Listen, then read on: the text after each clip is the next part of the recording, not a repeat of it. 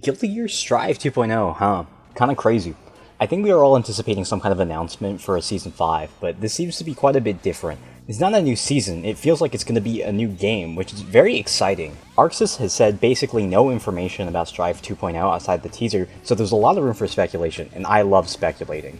I want to talk about some of the changes or new content I would like to see added from the perspective of somebody who's played the game fairly casually since launch. I want to try to order these things by things I think are most likely to happen to things I don't think will happen at all, but I would like to see anyway. In order to do this, we have to talk about the form Strive 2.0 will take. The big question is, will Strive 2.0 be a patch or a title update? For those unfamiliar with fighting games, generally when a game used to get an update, it would be in the form of a new purchase. This was mostly in the arcade days, where these updates would be released as new arcade cabinets. Think like Street Fighter 4 or Ultra Street Fighter 4. Stuff like that. As games are no longer played in arcades and are now at home, it has become a much harder ask for players to buy a whole new game that is technically the same game without a plethora of new content added on.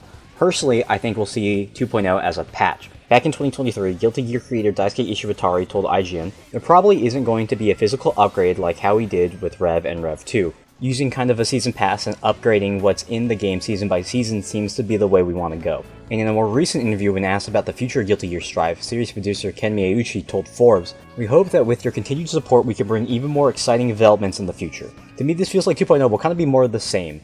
Even ignoring the statement about providing updates as patches rather than new games, releasing 2.0 as a new title would be a pretty big commitment, and because the wording Ken Miyauchi used feels a bit vague when talking to Forbes, it gives me the idea that the exact future of the Guilty Gear franchise is up in the air. I'm sure we'll eventually get another game. Strive sold too well to not continue the series. The future content for Strive may not be in the current plans for ArcSys.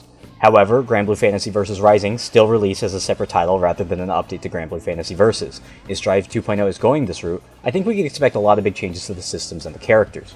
What form that takes, I'm not entirely sure. It depends on the general direction of the game they want to go with. Strive's identity has been that of a high damage game, and even if it has been lowered, that still remains true. So I don't think we're going to see a huge decrease in the amount of damage, whether or not this is going to be a new title, though I do think we can expect the damage to drop at least a little bit.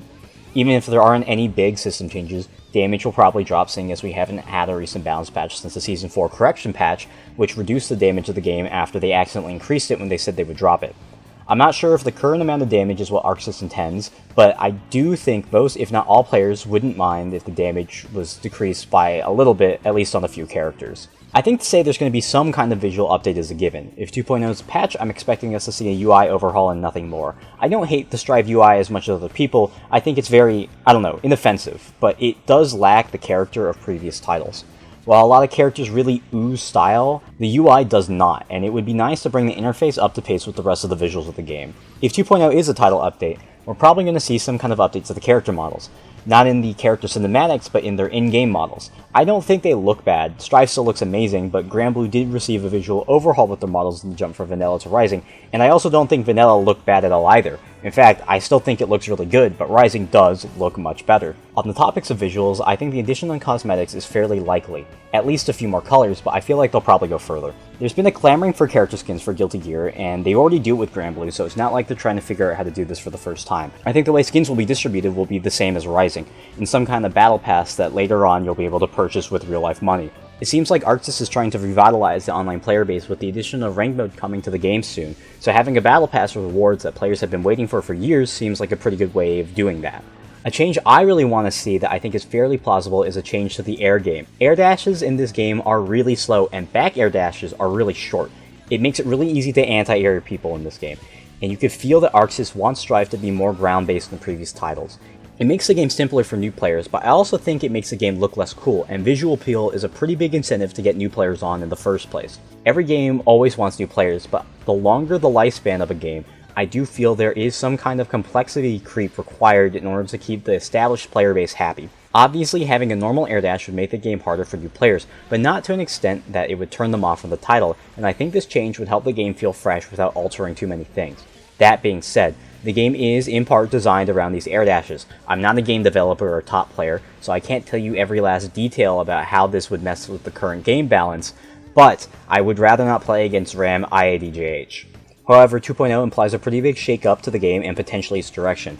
Speaking of removing some new player guardrails, I would like to see the removal of auto-teching. It's not that big of a deal, and to be honest, I don't really see that big of a benefit of making this change. Experienced players will probably just tech already, so it might as well have not been removed for them, and new players won't know what teching is and get rocked, but part of me is just kind of annoyed that this exists. Again, it's not a big deal, but it does rub me the wrong way that a Guilty Gear title doesn't have teching, but Granblue, the new player beginner-friendly game, does. As much as I personally want this, I ultimately think the change doesn't add much to the game, but I'm mentioning this here because outside of the 2.0 rehaul, I don't know when it makes sense to make this change. I know some people have been wanting the game to go back to a more open gatling system, reminiscent of previous Guilty Gear titles, which is possible, but I'm assuming this is not happening. Partially because I feel this version of gatling is very attached to Strive's mission of streamlining the Guilty Gear experience for new players, but also because apparently top players feel it's too easy to combo off buttons in this game. In SQ's video where they speculate about potential changes to Strive 2.0, they say, "Is it finally time to add more Gatlings to Strive?" And I personally think this is a tricky one, because for me, with how the game currently works, a big complaint a lot of competitive players have with Strive is that you actually convert from too many things right now. Characters full combo from, K buttons, P buttons, slash buttons, like it almost doesn't matter what you hit people with these days, you just full combo from them. And it's something that in comparison to like launch Strive, I think a lot of people kind of dislike, and I think doesn't actually fit with the original vision of the game. So it's kind of one of those areas where it's a good time to, reconsider what is the game supposed to be. Which is to say, if they want to add Gatlings to the game, if they want you to be able to do stuff like a K button into a slash button or something, I think that can work. But you definitely have to heavily change so many things about the characters and the systems as they exist now. You can't just shoehorn them into the current version of Strive. I don't think that'd work very well. I also don't see much of a benefit to this. You're radically changing the way the game plays and require a major rebalance of the entire cast. This isn't to say it's impossible, especially if this will be a title update, but I think it's incredibly unlikely seeing historically the direction of Strive has been to move away from some legacy mechanics of the franchise, and doing so would alter the game in a way that would only make Strive feel more like previous titles in a more superficial manner. This also would make the game harder for new players to pick up. While at first glance it does seem harder to understand how to combo in this game compared to previous ones, realistically you never gattled punch, kick, slash, heavy dust. Each character had more unique combo structures, which for more dedicated players is really cool, but it makes it difficult for newer players to learn and figure out who they want to play. Again, while I would like to see some new player guardrails get removed, I think some should stay, especially ones as large as this. I'm assuming there's going to be some kind of push to onboard new players with the 2.0 update, especially if this is a title update, because otherwise I feel like ArcSys would just market this as a Season 5.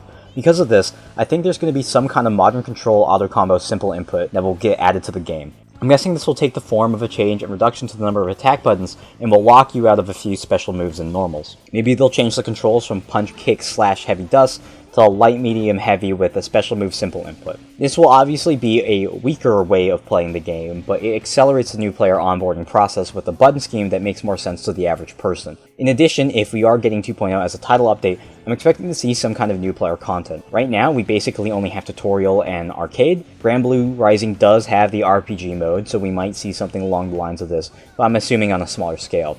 I haven't speculated about this too much because, to be honest, I don't really care. Personally, I would never play a fighting game for the single-player content, but I do understand that as a person who plays games, I'm in the minority. Single-player content is very important to the general audience, especially in a game that is a monetary purchase rather than a free-to-play download. However, we can also maybe see a free version of Strive in the vein of Granblue Fantasy Rising, where you have a rotating cast of free characters to pick from. If they do this, I would like to see the game go on a more League of Legends route, where you can grind currency to unlock characters permanently for free, but I don't really think they would do this, but who knows. If you remember when I spoke about removing auto-teching, I said if there was any time to remove a mechanic, it would be with 2.0. In the jump from Vanilla to Rising, Granblue did lose OD and the tactical moves, so some people have been speculating that Wild Assault might get cut. I don't think we will see anything like this for Strive. In the recent developer's Backyard number 18, ArcSys stated that there is going to be some revisions to current gameplay mechanics, including Wild Assault. In an interview with IGN, Ken Miyauchi said there needs to be some tone downs on several game mechanics or tools that everyone has access to. The phrasing of this gives me the impression that Wild Assault is not leaving but instead going to be nerfed, and I see no reason for them to make an adjustment to a mechanic right before axing the entire thing. Wild Assault, whether you like it or not, is probably here to stay for the rest of Strive's lifecycle, albeit in a weaker form. However, it is entirely possible Wild Assault gets cut anyway. Tactical moves and OD were added very late into Vanilla Granblue's run before getting left on the cutting room floor with the release of Rising, so if Strive 2.0 is a different title, I could be eating my words, but I'm fairly confident with my current stance.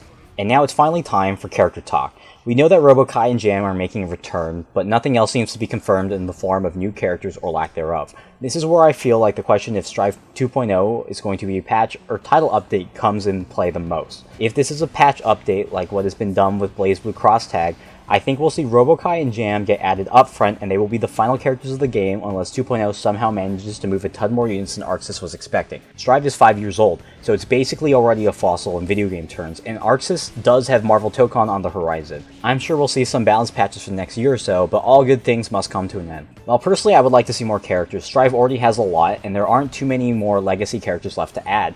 I think it would be cool if Strive was like the Smash Ultimate of Guilty Gear, where almost every character makes their return in some way or form, but I admit this is wishful thinking and doesn't really need to happen. However, if this is a title update, I think we'd expect at least another maybe season and a half of characters at most. As stated before, to me, a title update signifies a renewed commitment to the game, so I would think it'd be incredibly weird if they dropped these two characters and that would be it. While there aren't many legacy characters left, there still are some, and there's always the opportunity for new characters or even crossover characters with the introduction of Lucy. The final changes I want to talk about are ones I don't think they will make at all, and I don't think are things that people are particularly clamoring for, but I don't know where else they would make these changes, and those changes are to wall splats and stage sizes. I am still not entirely a fan of the wall mechanics of Strive. Like, I could accept it, but I do wish it was different. My problem with wall breaks in this game is that there's no real choice you make when you corner your opponent. Most characters can't hold corner. When you knock somebody onto the wall, you just have to break it unless you want to let your opponent tech off it, which is a pretty bad idea. I feel like it drastically limits the strategy of stage control in this game because when you get corner,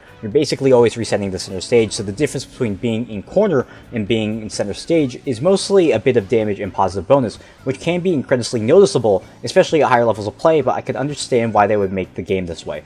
Getting stuck in corner sucks. Massively. You can just get absolutely rocked over and over again with fat combos, especially if you're a new player. If the wall breaks, you don't ever have to worry about this, but if people can choose to keep corner, you're gonna get rolled.